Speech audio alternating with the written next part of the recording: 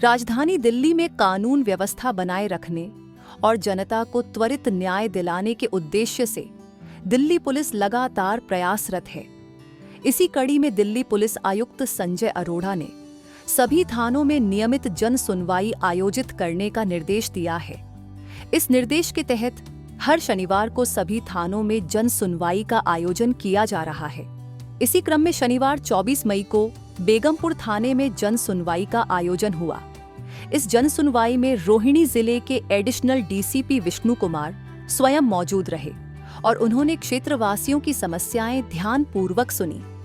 इस दौरान बड़ी संख्या में लोग अपनी शिकायतें लेकर थाने पहुंचे। लोग इस उम्मीद से आए थे कि उनकी समस्याओं का समाधान डीसीपी स्तर पर किया जाएगा। जन सुनवाई के दौरान एडिशनल डीसीपी विष्णु कुमार ने सभी फरियादियों को न्याय का भरोसा दिलाते हुए कहा कि पुलिस का प्रयास है कि लोगों को बार बार थाने के चक्कर न लगाने पड़े। हमारा लक्ष्य है कि शिकायतों का समाधान थाने पर ही जल्द से जल्द हो सके।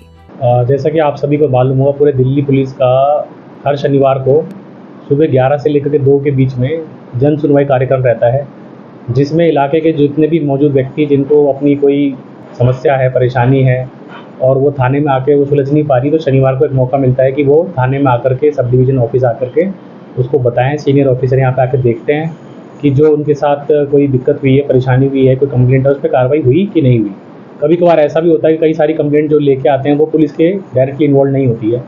कई बार एमसीडी की होती है, ट्रैफिक की होती है, दूसरी एजेंसीज की भी होती है, तो उनको गाइड किया जाता है कि जो आपका मैटर है वो दूसरी एजेंसी का है और वहाँ पे उनको भेजा जाता है। साथ ही साथ अगर कोई कंप्लेंट पुलिस सेक्शन वाली होती है, ज़्यादातर पुलिस वाली ही होती है, 80% तो पुलिस से डायरेक्ट इन्वॉल्व होती हैं, उसमें कंसर्न्ड इंक्वायरी ऑफिसर को बुलाया जाता है, जिसको कंप्लेंट मार्क होती है, वो उसमें दोनों पार्टियों को बुलाता है और अगर उसमें पुलिस के तहत कोई केस बनता है तो केस दर्ज किया जाता है। अगर सिर्फ बातचीत से और वैसे सुलझने की कोशिश करी जाती है तो करा जाता है।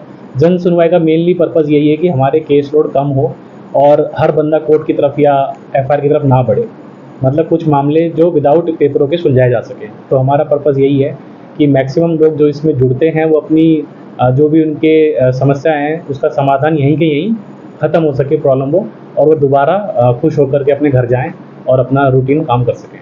कभी कभार ऐसा होता है कि पुलिस के पास काफ़ी लोग आते हैं। मैंने जैसा बताया कि कई सारी चीज़ें ऐसी होती हैं जो हमारे हाथ में डायरेक्टली कंट्रोल में नहीं होती हैं।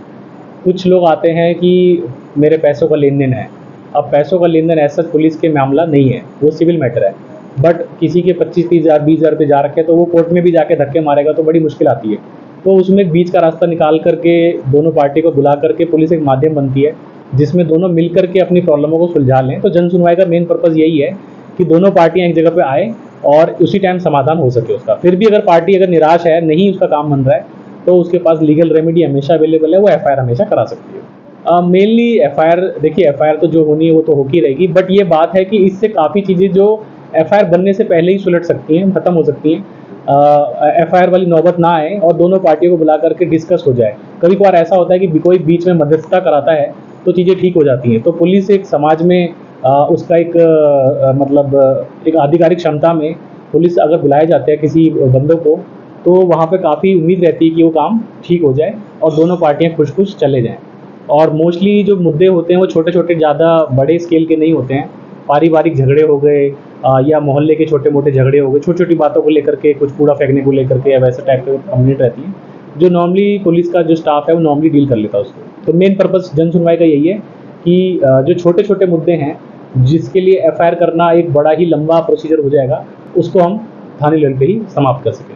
हमसे जुड़े रहने के लिए हमारे YouTube चैनल को सब्सक्राइब करें और नई वीडियो की नोटिफिकेशन के लिए बेल आइकॉन को दबाएं।